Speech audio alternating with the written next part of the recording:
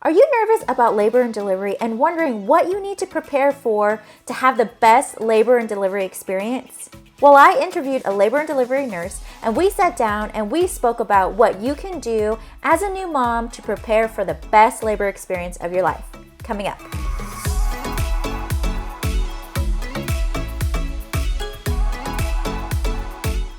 Hey friends, so I had the opportunity to sit down with a labor and delivery nurse who also had 8 years experience as a doula prior to becoming a registered nurse. So these are some of her 5 top tips that she gives to new moms going into labor and delivery. If you're new to my channel, my name is Josephine and I'm a registered nurse.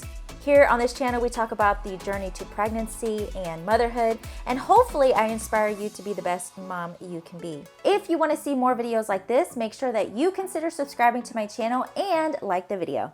Number 1, get chiropractic care before labor and delivery. Because when mom's pelvis and pelvic floor is aligned, it allows baby to get into the right position to be ready for labor and delivery. And when you get chiropractic care, it'll increase the chances of the baby flipping into proper alignment for labor and delivery. And this is because we want to have the positioning of the baby with the head down and the back towards the stomach of mom. Number 2, stay at home until absolutely necessary to come into the hospital for labor and delivery. This actually decreases the chances of you getting more interventions at the hospital. You can eat, you can move around, you can chill, and your heart rate is significantly lower than if you were to go to the hospital because you'd be in a high stress environment. And when you are at a relaxed state, there's an increase in oxytocin. Then when you go to the hospital and you start to become stressed, it's less likely that you're going to produce the oxytocin, the hormone that's going to allow you to push the baby. Because when you go to the hospital, you're going to be put on, wireless fetal monitoring, and there's a limit that can reach. So you're limited to the amount of space that you can walk, you can move. And this goes to show the further along you are and laboring at home, the less interventions you will have to get in the hospital. Majority of first-time moms need something to help ripen the cervix. It could be Pitocin, it could be, doing exercises with a peanut ball, it could be just some different interventions that you would have to get in the hospital. Then if you were to just be chilling at home, the likelihood that you could potentially just naturally progress is higher at home than in the hospital. Number 3, come in with an attitude and a mentality that it's not gonna be a speedy process the first time around. And typically, for first-time moms, it's a 2 to 3 day process of labor. On average, first-time moms tend to be pushing and in active labor for 30 minutes to 2 hours. So you could be on the fast spectrum of 30 minutes, or you can be on the longer spectrum where you're gonna be pushing actively for 2 hours. Ugh. And this is because your body hasn't made that pathway yet. This is the first time that the baby is going through the vaginal canal, and so your body doesn't know exactly what pathway to pave. Now your second pregnancy and labor and delivery experience is going to go by much faster, but your first one typically will be the slowest. Hey, if you're getting value from this content, definitely make sure that you smash that like button and subscribe to my channel. Number 4, create a loose birth plan and advocate for your birth plan. Come in with the mentality that you hired your doctor, not the other way around. Your doctor didn't hire you. You picked your doctor. Don't be scared to advocate for yourself with your birth plan. The nurses, the doctors, they're all there to help you have the best experience and to have a healthy and happy mom and baby. And so one of the things is to partner with you to do exactly that. Talk to your healthcare provider and talk to them about your birth plan before you go into labor and delivery.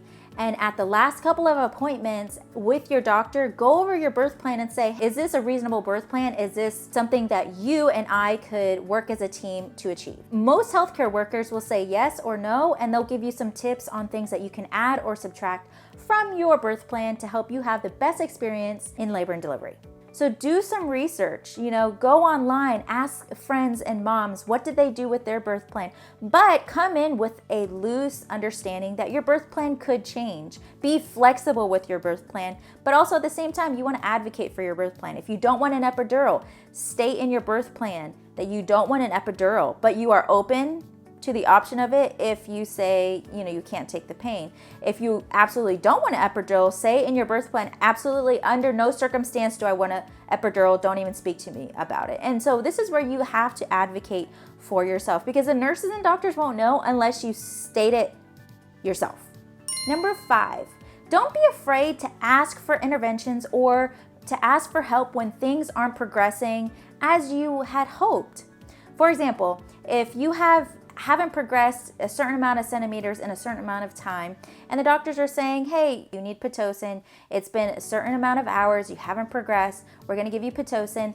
It's okay, it's not the end of the world to get Pitocin. That is completely okay, because remember your why. Remember, the goal of labor and delivery is to have a healthy baby. And so whatever is going to get you to that point is going to be the best for you and your baby. But also do the research to understand that you also have your own ability to help you progress along faster. So for example, bring your own birthing ball, like a yoga ball, bring your own. Bring a music playlist that helps you relax and calm down so the oxytocin levels can increase. If you like essential oils, bring your essential oils there. Whatever makes you comfortable and allows you to relax will be your friend and help you progress naturally in the hospital setting. Question of the day: if you've gone through labor and delivery, what are some tips that you would give a new mom for their first time? Share them in the comments below. And next week, we're going to be finishing up this series with the last 5 tips that you need to know from an L&D nurse for your first labor and delivery experience. Thanks for watching, guys, and I hope you have a great day. And remember, it's always a great day to grow. I will see you guys next week. Bye.